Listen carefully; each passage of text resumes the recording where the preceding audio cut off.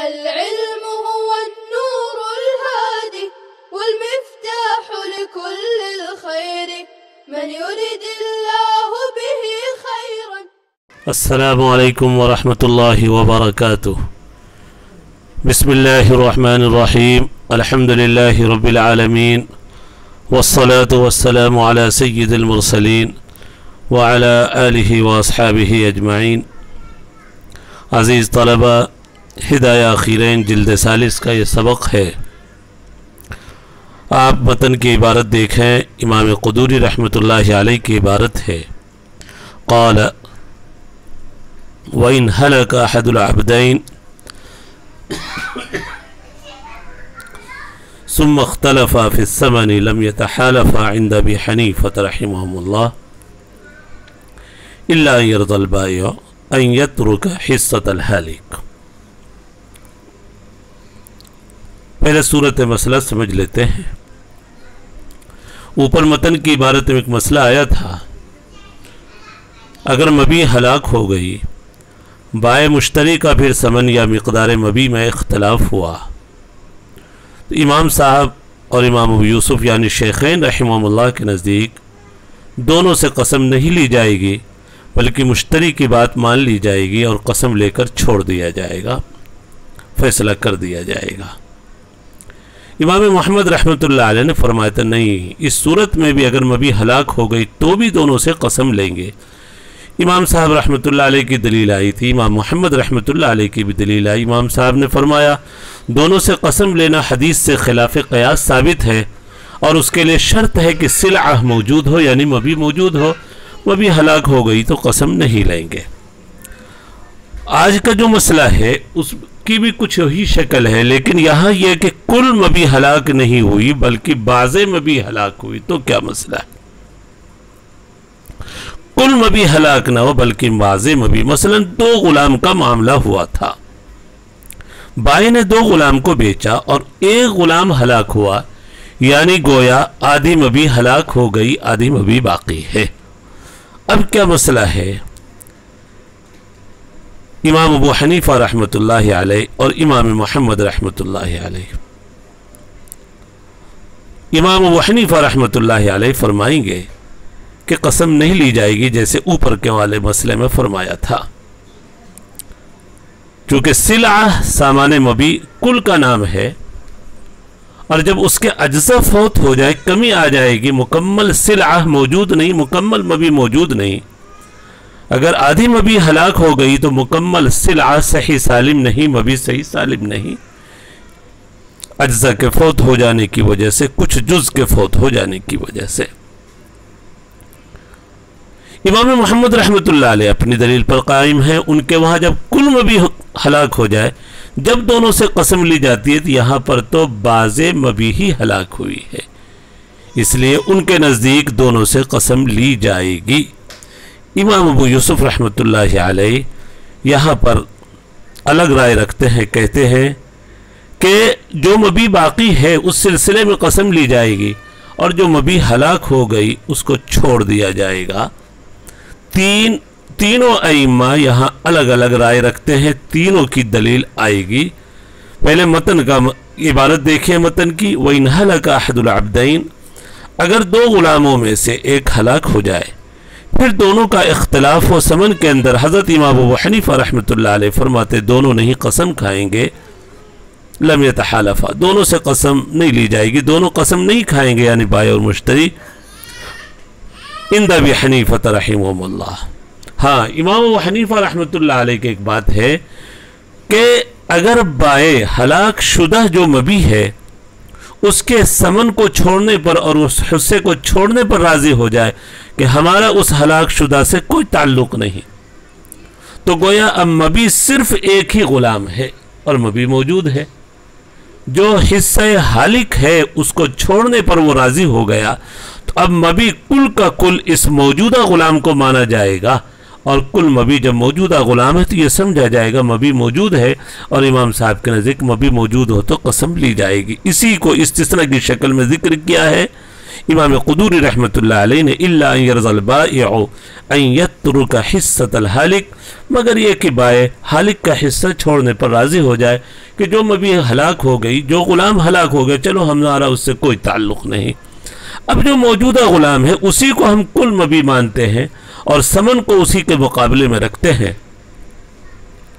तो अब यहाँ पर चूँकि मबी मौजूद है और जो हालिक था वो कल अदम हो गया, उसका हिस्सा बाए ने छोड़ दिया, ख़त्म कर दिया जब मबी मौजूद है, तो अब कसम ली जाएगी हज़रत इमाम अबू हनीफा रहमतुल्लाह अलैह के नज़दीक भी दोनों से, यानी कुल मबी गोया इसी मौजूदा ग़ुलाम को, मौजूदा मबी को मान लिया जाएगा।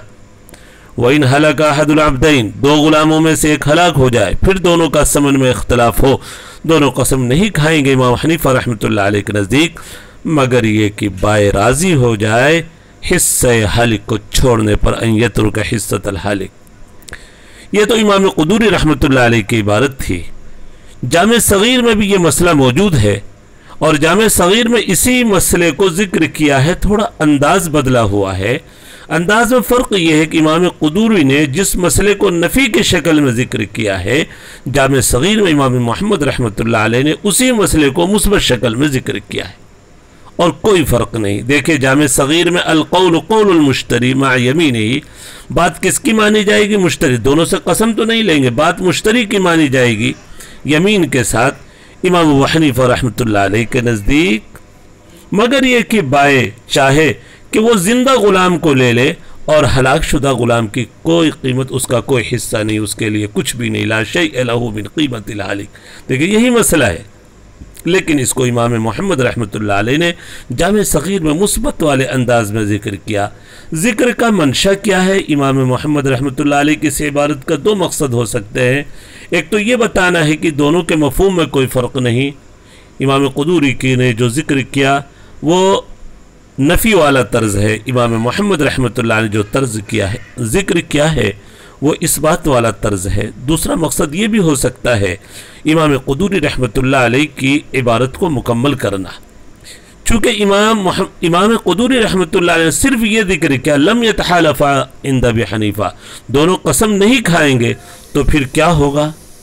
तो इमाम मोहम्मद रहमतुल्लाह अलैह की इबारत ज़िक्र करके उस मसले को गोया मुकम्मल कर दिया। अल-क़ौल क़ौलुल मुश्तरी, कसम तो दोनों से नहीं ली जाएगी, अलबत्ता मुश्तरी की बात यमीन के साथ मान लेंगे। अल्हम्दुलिल्लाह, यहाँ तक इमाम अबू हनीफा रहमतुल्लाह अलैह की बात, जामे सगीर की बात इमाम अबू हनीफा रहमतुल्लाह अलैह के मसलक के मुताबिक पूरी हुई। इमाम अबू यूसुफ रहमतुल्लाह अलैह फरमाते हैं कि दोनों से कसम ली जाएगी हई के सिलसिले में, जिंदा जो है। इमाम अबू यूसुफ रहमतुल्लाह अलैह की राय भी इत्तिदाल पर मबनी है। कहा मबी हलाक हो जाए तो कसम नहीं ली जाती, इमाम मोहम्मद रहमतुल्लाह अलैह तस्लीम करते हैं, लेकिन जो चीज़ जो हुक्म वो बक़द्र ज़रूरत हो, तो जो मबी मादूम हुई उस हिस्से से हल्फ यमीन साक़ित हो जाएगा, लेकिन जो मबी मौजूद है उस सिलसिले में मबी को मौजूद मानते हुए दोनों से कसम ली जाएगी। ये इमाम अबू यूसुफ रहमतुल्लाह अलैह यतहालफ़ान फिल हय्य, जो ग़ुलाम ज़िंदा है, और अक़्द को फ़स्ख़ कर दिया जाएगा हय के सिलसिले में जब दोनों कसम खा लेंगे, चूँकि पीछे आ चुका है तहालफ़ा व तराद्दा, कसम खाने के बाद बात ख़त्म हो जाएगी, मामला अक़्द फ़स्ख़ हो जाएगा। इमाम यूसुफ रहमतुल्लाह अलैह फरमाते हैं मुश्तरी की बात मानी जाएगी हालिक की कीमत के सिलसिले में, उसके हलाक होने वाले की कीमत क्या हो। इमाम मोहम्मद रहमतुल्लाह अलैह फरमाते हैं नहीं, दोनों से कसम ली जाएगी, दोनों के सिलसिले में वजह ज़ाहिर है इमाम मोहम्मद रहमतुल्लाह अलैह दोनों से कसम के कायल हैं मुकम्मल मबी के हलाक होने की सूरत में भी। तो यहाँ पर तो बाज़े मबी हलाक हुई, दो ग़ुलामों में से एक हलाक हुआ। यह तहालफ़ान जब दोनों कसम खा लेंगे तो आगे है को जिंदे को लौटा दिया जाएगा और हालिक की कीमत भी लौटा दी जाएगी, इसलिए कि इमाम मोहम्मद रहमतुल्लाह अलैह की दलील है लिअन्न हलाक कुल्ल सिला ला यमनउ तहालुफ, इसलिए कि पूरे सामान का पूरे मबी का हलाक हो जाना तहालुफ को उनके नज़दीक नहीं रोकता। फ़हलाकुल बाज़ औला, अगर बाज़े में भी हलाक हुई, एक ही ग़ुलाम तो हलाक हुआ तो बदरज औला दोनों ग़ुलाम हलाक हो जाते, जब भी उनके नज़दीक कसम है दोनों से कसम ली जाएगी। यहाँ तो बाज़े में भी हलाक हुई, امام ابو یوسف رحمۃ اللہ علیہ نے کہا تحی میں قسم لیں گے اور حالق میں نہیں، اس کو چھوڑ دیا جائے گا، بلکہ حالق کی قیمت کے سلسلے مشتری کی بات مان لیں گے۔ امام یوسف رحمۃ اللہ علیہ کی دلیل ولی ابی یوسف ان امتناع التحالف للہلاک، کہ قسم کا ممنوع ہونا، تحالف کا ممنوع ہونا ہلاک ہو جانے کی وجہ سے ہے، فیتقدر بقدر، لہذا یہ بقدر ضرورت ہی رہے گی، جس قدر ہلاک ہوئی اس سلسلے میں تحالف نہیں ہوگا، جو ابھی موجود ہے اس سلسلے میں قسم۔ امام حنیفہ رحمۃ اللہ علیہ کی دلیل سنیے، تحالف قسم لینا دونوں سے خلاف قیاس ہے، چونکہ حدیث سے ثابت ہے، وہی حدیث اذا اختلف المتبايعان والسلعة قائمة تحالفا وترادا والی حدیث کی طرف اشارہ ہے۔ قسم لینا خلاف قیاس ثابت ہے، سامان کی موجودگی کی صورت میں اللہ کے نبی صلی اللہ علیہ وسلم نے والسلعة قائمة کی شرط لگائی، اور سامان مبیع جو نام ہے تمام اجزاء کا نام ہے، تمام اجزاء کا نام ہے، تو دو غلام مبیع ہے تو گویا دونوں کا مجموعہ سلعہ ہے، فلا تبقى السلعة بفوات بعضها، لہذا سامان مبیع باقی نہیں رہے گا بعض کے فوت ہو جانے کی وجہ سے، بعض حصے مبیع کے فوت ہو جانے کی وجہ سے۔ اور دلیل آگے آ رہی ہے، دلیل عقلی، انشاءاللہ اس کو آئندہ پڑھیں گے۔ اللہ تبارک و تعالی ہم سب کے لئے سمجھنا آسان فرمائے۔ وصلی اللہ علی النبی الکریم۔ السلام علیکم ورحمۃ اللہ وبرکاتہ۔ السلام عليكم، لا تنسوا الاعجاب بالفيديو والاشتراك في القناة تشجيعا لنا لنستمر بنشر المزيد إن شاء الله.